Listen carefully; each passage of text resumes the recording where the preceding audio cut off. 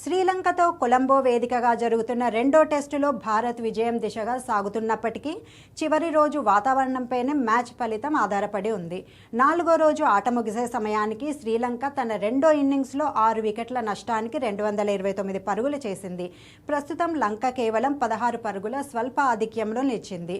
క్రీజులో దినూష, సువంత ఉన్నారు. అంతకుముందు తొలి ఇన్నింగ్స్లో లంకను 290 పరుగులకు ఆలౌట్ చేసిన Bharat follow on ఆడించింది.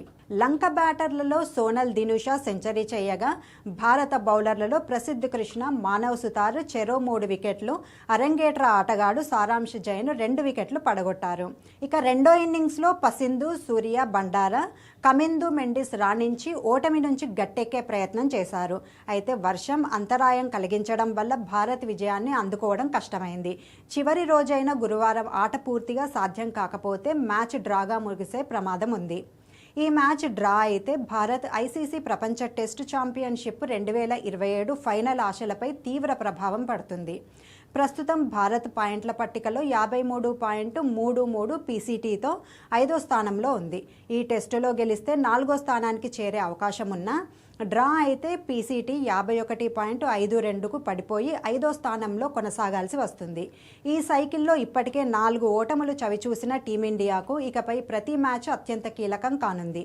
Sri Lanka series ముగిశాక Bharat నవంబర్లో న్యూజిలాండ్తో 2 టెస్టులు, ఆ తర్వాత ఆస్ట్రేలియాతో 5 టెస్టుల సిరీస్లో ఆడనుంది. అంటే మొత్తం 7 టెస్టులు మాత్రమే మిగిలి ఉన్నాయి. ఫైనల్ రేస్లో నిలవాలంటే మిగిలిన మ్యాచ్లలో అత్యుత్తమ ప్రదర్శన ఇవ్వాలి.